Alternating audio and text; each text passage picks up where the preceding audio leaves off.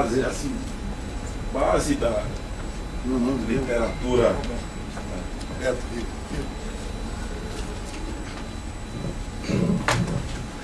Quando o senhor fez remissão aí a um dos últimos artigos aí de Carnelutti, chamou a atenção assim, que boa base da literatura sobre processo, inclusive para fazer a distinção entre verdade processual e verdade real, parte de me parece que uma concepção aristotélica de verdade baseado no elemento correspondencial entre o dito e a coisa, né?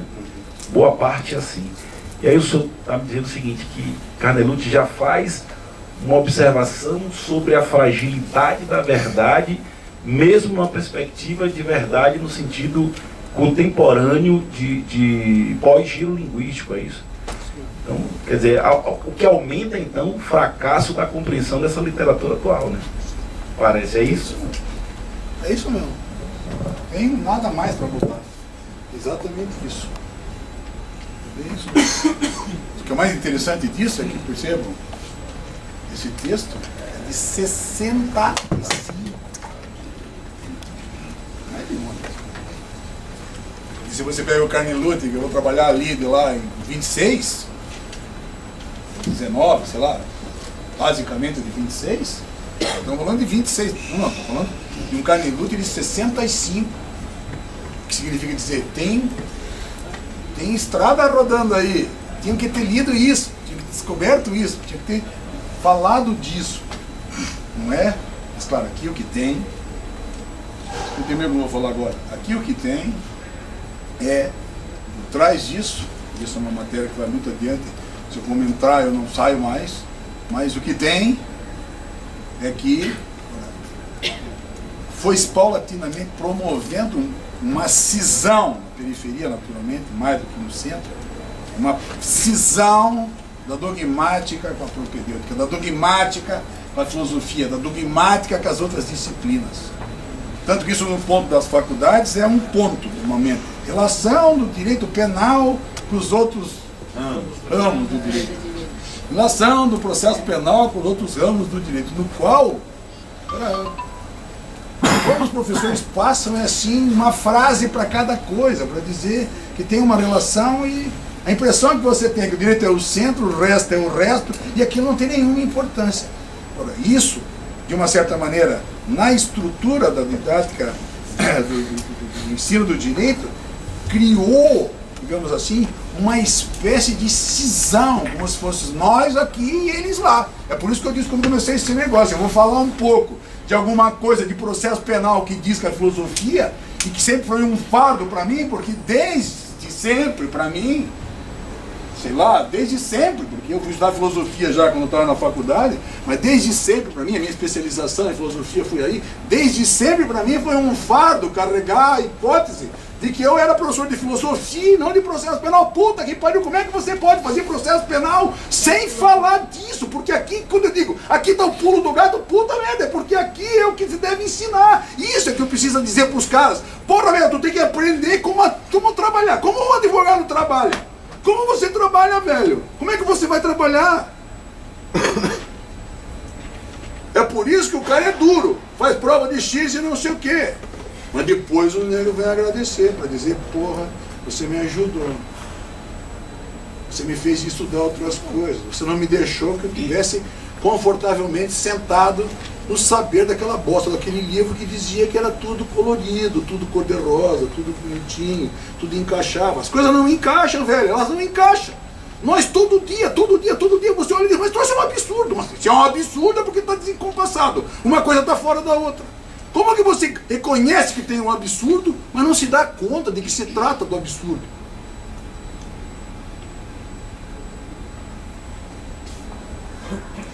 Roberto, se eu entrar aqui, velho, vai, porque o que sucede? O passo seguinte desse discurso é dizer, estudar começa por aqui. Volta e meia me aparece alguém assim, eu sou advogado, trabalho com SESC, não sei o quê. O senhor tem que estudar filosofia. Aí os caras levam um choque, porque eu acho que eles valeu o livro do fulano de tal, valeu o Cordeiro. Não. Não adianta ele ler o Cordeiro em determinada circunstância. Se você não tiver, veja, o arsenal de linguagem suficiente para poder ler o cara. Está entendendo? Você não consegue ler o Cohen, você não consegue ler o Garland, dependendo da situação, se você não tiver o arsenal que te propicia entrar lá, naquilo por onde o cara manda, lá para trás. Sem isso não vai. Era um discurso lá com o Kahneman, né? Sem isso não vai. Por que os caras viram, sabe? Por que o Marcelo faz aquilo? Porque, ora, tem uma por trás, tem uma estrutura toda sustentando aquilo. E ela é fundamental. Poucos professores são tão importantes na faculdade de Direito do que o professor de introdução. Esse é o merda. Você está no segundo ano, não raro, e pensa, porra, não aprendi porca nenhuma desses caras. Mas agora que eu já estou aqui, vai. E aí é como se... deixa para trás que não tem importância. Pô, lá trouxe, tem uma importância total. Porque agora eu sou capaz de... Veja, sou capaz de pegar um discurso que não é o discurso do livro de processo penal, pegar o discurso e, digamos, de uma certa forma, aterrar o discurso, botar o discurso no chão. Dizer, estão vendo o que eu estou dizendo? Não é assim alguma coisa de pouca importância, é de mais importante, porque é justo ele que te permite olhar o campo, para, em olhando o campo, verificar o que de fato vem, o que de fato não vem, por onde você pode entrar para meter no lugar, para se meter ali, não é? Uma coisa que é demais importante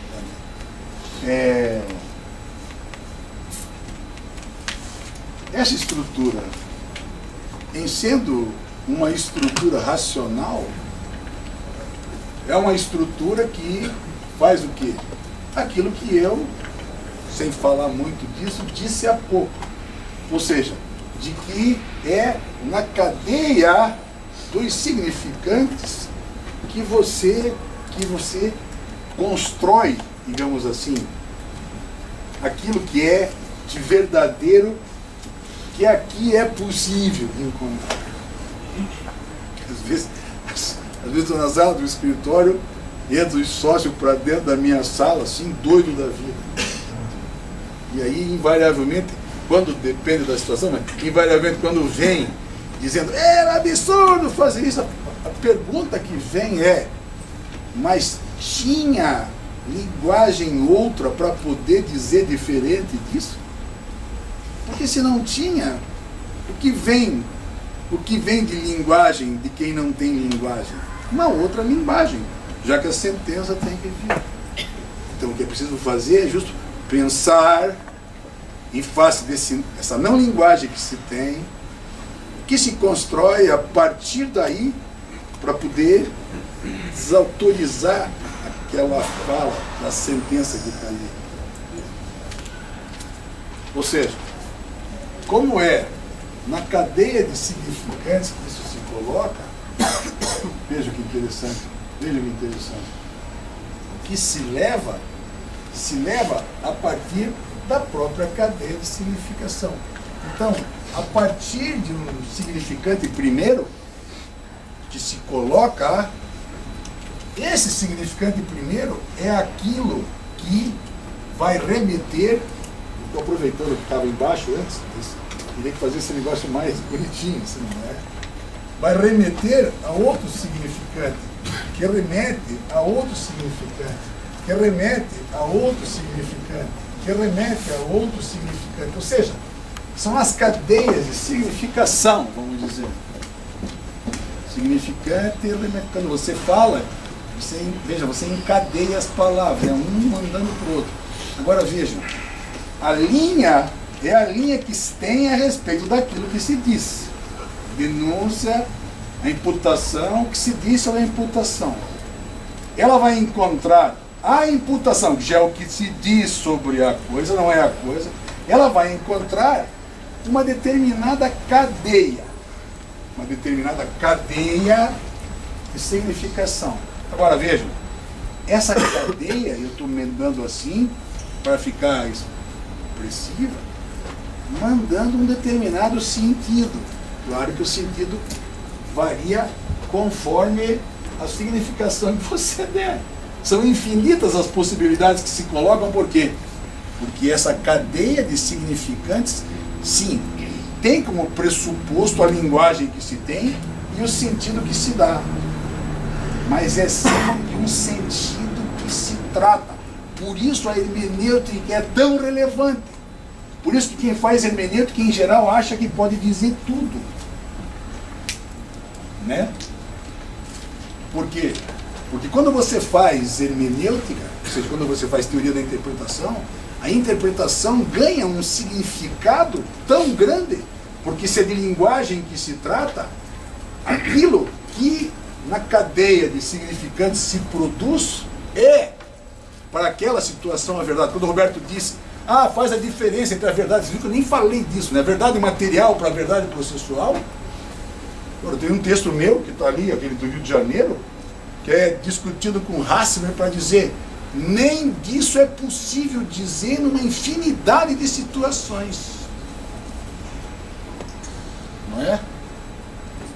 Por quê? Porque, dentre outras coisas, essa verdade, que é uma verdade endoprocessual, é qualquer coisa, menos aquilo que deveria ser a verdade.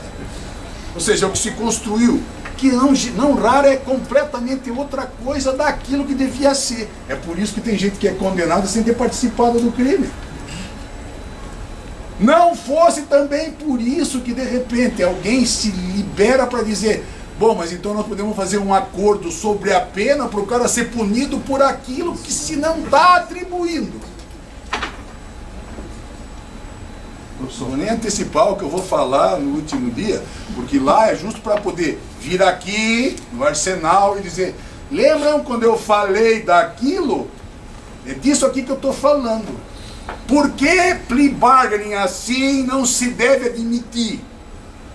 Por que você não pode construir lá no processo uma decisão, principalmente de condenação, em face de uma estrutura fática que sequer existe? Ou melhor, que não existiu. E você sabe que não existiu. Ou seja, do ponto de vista ético, não tem hipótese nenhuma, minimamente sustentável para um Estado que puna alguém por aquilo que sabidamente ele não fez. Mas não é que ele não fez porque não existiu. Claro? Professor, quando essa narrativa... Evânio Moura. Evânio. Professor, e quando essa narrativa não vem de acordo com o interesse dos principais atores, eu me valho de muletas interpretativas como livre convencimento do juiz, por exemplo. Saco lá da Inquisição. Livre convencimento ainda é, digamos, uma tentativa de sustentar a base do sistema. De forma uma livre apreciação da prova, que é outra coisa, né? Mas, em geral, toda a principiologia naufraga aqui. Por isso, um pouco, lá no começo, a minha, digamos, desilusão. Por quê? Porque, veja, sabendo que se trata de uma estrutura de linguagem, fizeram acordos semânticos sobre as regras do jogo que nós... É por isso que eu fui falar da Islândia na conferência de sexta-feira. Fizeram um acordo sobre determinadas estruturas que nós íamos respeitar. Se você frauda o meu acordo de linguagem que eu fiz com você, você me deixa pelado no meio da rua, velho. Esse aqui é o X da questão. Aí que está a importância. Já não tem como você pensar numa estrutura democrática se você frauda. Por quê? Porque você permite, ideologicamente ser manipulado, você permite que se coloque o sentido que se quer e se leve para o sentido que você quer. Por isso que de repente você olha para uma sentença e diz, esse cara decide sobre a coisa da cabeça dele. Ele não decide conforme está lá, ele não decide conforme o que aconteceu, ele constrói da cabeça dele. Você diz, mas isso não é possível, porque eu não dou a ele o aval para ele vir aqui e daqui retirar o que ele quiser. Porque eu também sei que ele também não consegue fazer isso. O que significa dizer, se ele diz que faz isso, é porque ele se vale como que paranoicamente, para isso aparece um delírio, ele se vale da própria cabeça dele para poder construir a cadeia de significante que ele quer e decidir da forma que ele quiser. Isso eu não dou a ele. Porque jurisdição não é isso. Amanhã, depois vamos ver jurisdição. Jurisdição não é isso. Jurisdição é justamente o contrário disso. Se fosse para ser assim, não fazia julgamento que nem um faroeste, no salão. O senhor tem um artigo seu em crítica à teoria geral do processo, onde o senhor coloca também, para além disso, a condição quase imperial em que tem o juiz no processo, conforme a nossa regra. Aí você desgraça todo o sistema mesmo. Né? Porque ele faz isso porque ele está possibilitado. Né? Bertão, exatamente isso. É por isso que é tão relevante a teoria, porque tem um lugar onde isso pega lá. Não é? Ou precisar estar terminando esse sistema. Se der, trabalha no começo da noite antes da lida. Mas ele disse que tinha pouca hora, muita hora que tinha, tá vendo? Deixa eu só terminar, porque antes de terminar eu quero mostrar uma coisa. Desculpe, diga. Posso? Um minuto. Tá, um minuto, rapidinho. Será que isso também não é feito em nome de um discurso camuflado da racionalidade jurídica? Que em nome dessa racionalidade jurídica, o discurso jurídico se esvaziou totalmente de valores subjetivos, entre eles a ética. E a gente percebe eu não sei se tudo é assim, mas é por isso que é ideológico. E muitas vezes quanto a isso, eu estou usando ideologia no sentido de falsa representação da realidade. Então, é disso que se trata. Você faz um discurso que deve dizer tal coisa e, na verdade, diz outra coisa. Tudo, aí o direito passou a poder o absurdo, na verdade. Veja o que o Supremo faz. Mas olha, vejam por que é possível isso.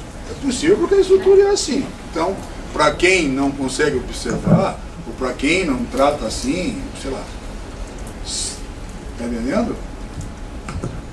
Vejam como sucede, vejam o que sucede. Daquilo que tem para lá, vamos dizer, que está para além da razão, como se estivesse lá no escuro, não é? No escuro, no inconsciente, sabe? O ser aí. Daquilo que está lá, vocês viram o que eu disse? Não é que não existe. Pode existir. Mas se existir, nós não temos linguagem para dizer. Portanto, o que nós não temos é linguagem. Vocês viram, eu falei dos planetas, né? Cada dia eles inventam um, cada vez eles criam um. Não é que o planeta não está lá, mas se você diz para o cara, diz aí os planetas, Mercúrio, Vênus, Terra, Marte, Júpiter, eu sei aquilo que eu decorei. O que eu sei, digamos assim, o que eu vi no microscópio, se é que vi, não é? Mas tem um planeta que está lá, eles vão descobrir ainda. Esse planeta não está lá? O planeta está lá. Mas por que eu não digo? Porque eu não tenho linguagem para dizer. Mas percebam assim.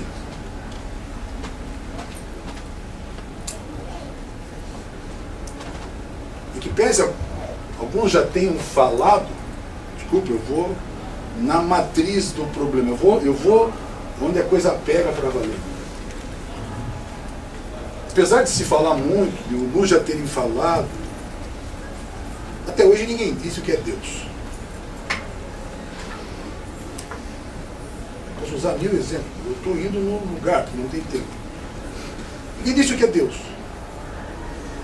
Claro que quando a gente pede para as crianças dizerem isso, elas verem na televisão, um velho de barba branca, porque um papa mandou pintar uma figura que pudesse ser a figura que representasse. Jesus era assim, foi assim, pelo tal do manto sagrado. Mas a figura de Deus é uma figura ímpar, porque funda tudo. Em geral a gente pensa assim. Velho do barba branca. Quando vocês viram o Ariano Suassuna, lembram disso, né? João Chicó, julgamento de João Chicó, Deus aparece com o quê? Negão, bacana. Por que Deus não é negro?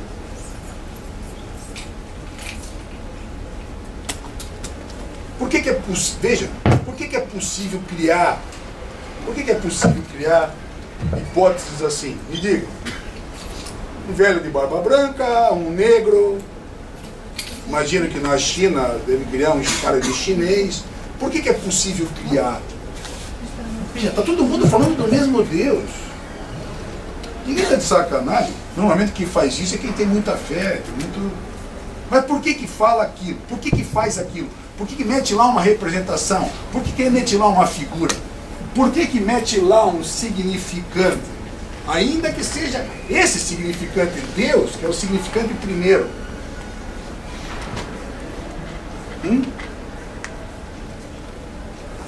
A partir dele, as cadeias de significação que partem dele.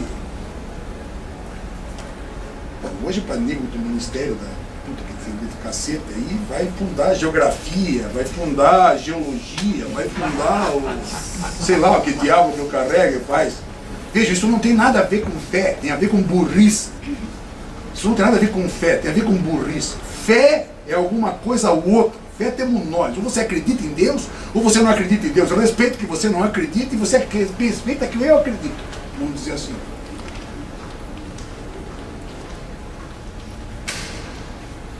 Daí, você achar que Deus que sabe, você tem que ensinar para as crianças. Vamos parar. Vamos dizer assim. Mas onde está? Se tivesse que falar disso tem que falar. Esse é o meu problema. Eu não tenho muito tempo. Por que isso aqui é assim? Porque isso funda, veja, toda a teologia. Percebam? Todas as ciências, todas as teorias, todas partem desse significante primeiro. Todas. Por que Kelsen fez tanto sucesso no direito? Por que Kelsen é tão importante no direito? Porque Kelsen construiu um discurso do direito que, com todos os defeitos que tem na cadeia de significação que constrói, Kelsen disse: aqui, nesse lugar de significante primeiro, tem uma grunde enorme.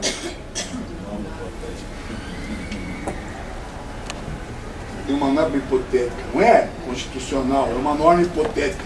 E aquela lá em cima, que devia fechar a pirâmide kelseniana, vamos dizer assim. Por isso que é tão relevante. Porque ela se coloca ali. Ali o quê? Ali naquele lugar. Como naquele lugar? Naquele lugar onde ela vai no lugar de alguma coisa. Que se existir, nós não temos linguagem para colocar. Por isso nós criamos uma linguagem. Grunde enorme. Ou nós criamos uma outra linguagem na teologia. Deus. Pense, a ciência mais evoluída que nós temos, a mais evoluída, que é a física quântica, você vai para trás, lá no começo dela está o quê? Uma grande explosão cósmica, um Big Bang. Quando você pergunta de onde tudo começou, eles dizem um Big Bang. Não sabe se era entrópico, mas é disso que se trata. O que é o Big Bang se não isso?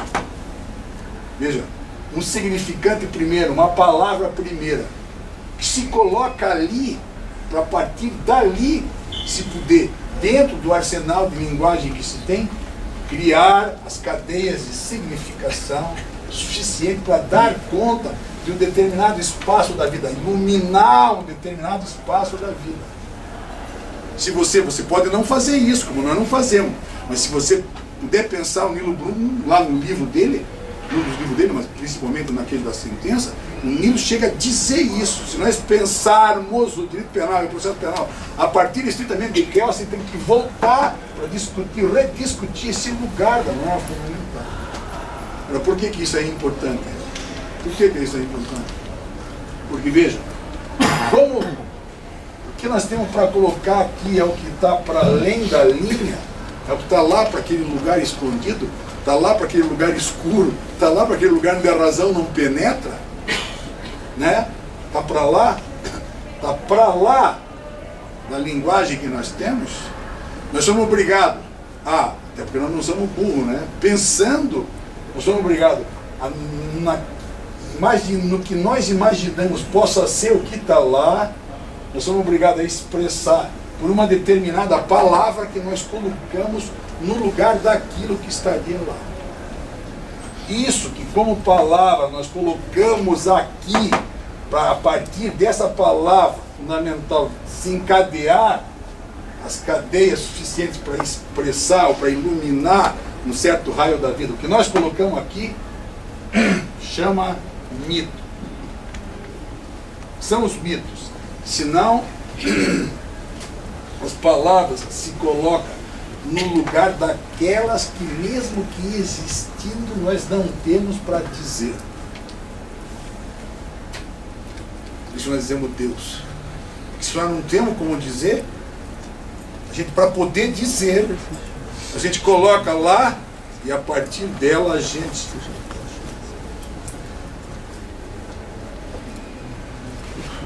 Por que isso é importante? Muito importante. Muito, muito, muito importante para nós. Porque justo desse lugar mitológico, o que se tira de sentidos que se dá são ritos. Ou seja, os mitos e os ritos constituem aquilo que nós, no arsenal de linguagem que temos, a partir daí, damos conta das realidades. O processo é exatamente assim. Não tendo fato, olhem bem, não tendo fato criminoso, vamos dizer assim, não tendo fato, o que a gente faz? A gente pega o que se diz sobre ele, exercita um direito de levar ao juiz como imputação esse fato, e a partir disso, em face disso, é que a estrutura se propaga, digamos assim, com os significantes se sucedendo até a sentença. Isso é de mais relevante, porque é isso que te dá a dimensão daquilo que deve ser, que vai se apresentar no processo e sobre o que o juiz vai julgar. Quando o Luiz de Sansó desenvolveu uma tese fundamental sobre o princípio da correlação, ele não chega aí até aí, ele não chega aí.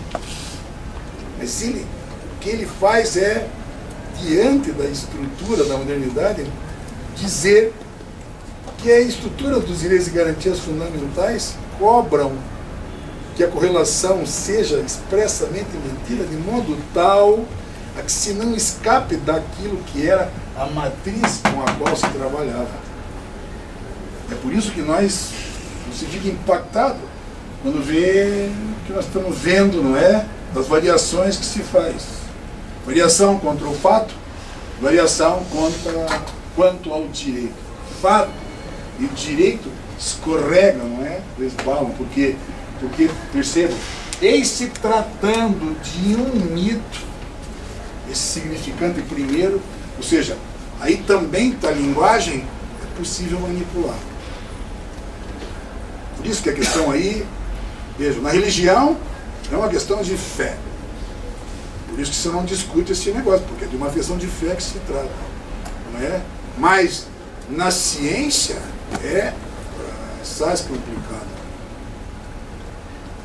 E por que é complicado isso? Porque percebe? Se esse lugar é um lugar mitológico, como você impede um cara de inventar um discurso sobre esse significante primeiro e criar uma igreja dele?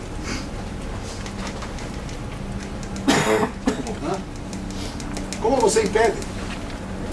Não me pergunto, mas não é possível. Cada dia que passa, eu passo numa rua e tem uma igreja nova. Basta que o cara tenha 2 neurônios, não precisa nem ser uma igreja nova. Vamos ter que, vai chegar um ponto que o capaz vai ter que fazer isso também, para poder dizer que nós também conseguimos pensar isso. Basta que você perceba que, se você veja, por isso que a questão da ética aí é tão relevante, não é? Porque isso não é alguma coisa que se faz para tomar dinheiro de alguém. Isso é alguma coisa séria, justo porque nós, por mais que a gente saiba, nós não sabemos o suficiente para poder dar conta daquilo que se coloca lá. Então, Maurício, não tem como pensar direito penal, os penalistas, ora, não tem como fugir dessa situação. Por quê? Porque é preciso pensar sempre diante desse quadro, mas mais do que isso, de que a realização do direito penal, se se dá pelo processo penal, necessariamente se vai pensar também Não só, mas também a partir daí.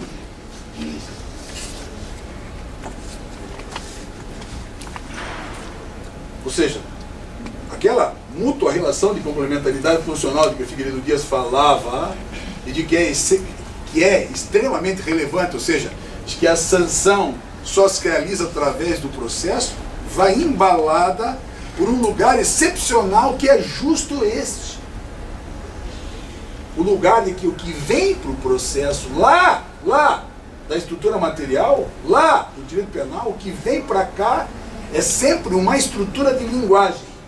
Uma estrutura de linguagem que aqui se desencadeia a partir de linguagem. Nós, os processualistas, quem mexe com o processo penal, todo mundo que trabalha com o processo penal trabalha dentro desse ambiente. Não duvidem, é disso que se trata.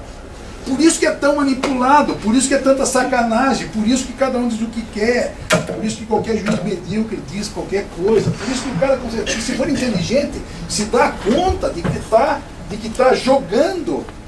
Ora, uma estrutura eminentemente de linguagem. Então não é às vezes aquela coisa, sabe, esquadrinhada de uma poesia com um compasso, sabe? Não é alguma coisa que você possa... Não! É justo imaginar que, em sendo uma estrutura de linguagem, vai te levar a um determinado resultado. Também vai propiciar uma verdade, digamos assim, mas sempre marcada por um lugar de que as palavras, percebam, as palavras aí que estão metidas, elas deslizam.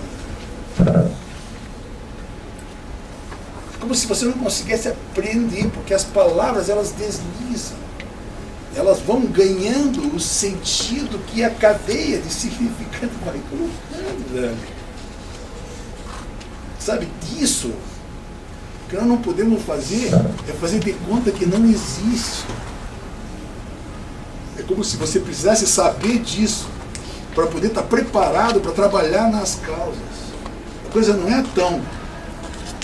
Dado A deve ser B. As coisas não são tão assim.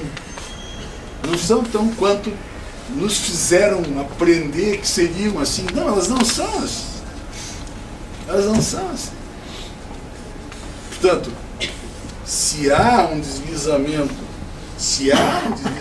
da linguagem, se a linguagem faz, não é, os sentidos girarem, é preciso, antes de tudo, ter isso presente, porque é isso que te dá, digamos assim, a realidade a realidade que se apresenta como tal. E quando você aprende isso, você aprende, digamos, não perfeito, porque não há perfeição mesmo aí, mas você aprende de uma certa forma a melhor lidar com aquilo. Vejam, eu estou só no começo, eu não estou nem dizendo que a estrutura não é importante, que nós estudamos é importante. Eu falei de ação, de jurisdição, de processo. Mas eu estou dizendo que a realidade nos coloca uma outra coisa por conta dos deslizamentos que a gente nem consegue direito explicar, mas que decorre justo de fundamentos como esse aos quais estou me referindo. Ou seja, é um pouco... não é bem... O sacana meteu requiem, não é bem um ofício de encomendar a alma, vamos dizer assim, não é bem um requiem. Vamos dizer que não é bem um requiem, mas é sobretudo, por isso que eu disse que é uma viagem, venham comigo na viagem, é mais ou menos dizer assim, escuta aqui, ó meu, tem alguma coisa extra nisso, que nós não temos direito de ficar só para nós. Nós precisamos compartilhar isso, porque é isso, quem sabe, que ajude a fazer contornar as coisas. Quando você escuta isso, você vê, não para o que você vai fazer, mas você vê e você sabe que se estão fazendo isso é porque querem que você vire manada. Veja o pânico onde ele está, né? Querem que você vire manada, querem que você seja justo e quem está fora disso. Nós não podemos ficar fora disso, nós precisamos estar dentro disso. Nós precisamos saber que funciona desse jeito. Porque só assim a gente consegue, digamos assim, dar uma certa conta. Não é? Quando você sabe que se manipula, quando você sabe como, mas não é só que se manipula, é como que se manipula. De onde vem a manipulação? Porque é possível fazer a manipulação. Quando você sabe disso, você começa a aprender, não só que não deve fazer, como as formas que você tem para poder, de uma certa forma, controlar aquilo que se faz. Antigamente isso se fazia construindo, digamos assim, um aparato de ética, de modo a conduzir condutas. Quando eu era novinho, eu comecei a trabalhar uma vez, fui no fórum, isso eu termino, fui no fórum e um juiz que era amigo e tal, me convidou para ir tomar café de tarde, um lanche lá no fórum. E eu, meio constrangido assim, fui lá. Aí cheguei lá, os juízes me conheciam, porque eu trabalhava na defesa, trabalhava na assistência judiciária, cuidava dos pobres, velho, os malucos. E aí eu fui, sentei lá e tal. Eles, entre eles, estavam conversando e continuaram conversando. De um juiz que tinha dado uma sentença. O tribunal tinha reformado a sentença, dizendo que ele, juiz, ao decidir, não tinha decidido conforme a lei. Então, o tribunal tinha reformado a sentença, tinha mandado de volta. Então, eles estavam, entre eles estavam falando meio que de uma maneira zombeteira, meio assim, meio que em tom irônico, para dizer como era possível, estou escutando, né? Para dizer como era possível que um juiz decidisse contra o réu deliberadamente contra a lei. Era motivo de zombaria dos colegas. Dos colegas. Hoje de aplauso. Esses caras eram os caras que nós dizíamos que eram uns velhos. Que eu era um moleque. E eu era um moleque. E eles eram uns caras de cabelo branco, uns caras velhos. Sim, eles eram velhos, mas no atuar deles tinha uma ética impregnada que era um pouco aquela ética dos nossos pais, que não admitiam fazer certas coisas. Era um bandalho, o cara gostava de mulher e tal, mas nem imaginar que ele pudesse deliberadamente fazer alguma coisa para sacanear alguém. O meu pai, você não pegaria nunca ele dizer que ia fazer alguma coisa de mal para alguém. Impossível. Nunca imaginei alguma coisa desse naipe. Ou seja, não precisamos ver disso, mas o que eu estou só mostrando é que alguma coisa está em atrito aí. Porque aquilo que parecia ser, aquilo que era motivo de escárnio, de uma certa forma, porque nós estamos vivendo, é motivo de aplauso. Porque segue mais ou menos a estrutura do fato que se não consegue aprender, a imputação vai pela denúncia ou pela queixa, se funda um significante primeiro para poder se desencadear, conforme o rito se desencadeia, e no final, daquilo que se conseguiu angariar, vem uma sentença. Nos agora mais. Porque não é a quebra do princípio da correlação, só que tu não pode além do fato, é a quebra porque você deliberadamente decide contra a lei e se bate palma. Sendo certo que se é assim contra o Zé lá de São Miguel Paulista hoje, amanhã é contra você. Que é isso que funda, de uma certa maneira, tudo aquilo que nós pensamos de cidadania, de igualdade, enfim, essas coisas que parecem primárias, mas que tentando a gente estarrecido está vendo que não está acontecendo. Bom, moçada, eu vou parar por aqui. Viram que foi só a primeira parte, tinha duas. Quem sabe de noite eu divido, se eu aguentar a primeira com a segunda. Falamos muito pouco, então me deixaram sozinho falando, né? Cambada. Vamos adiante.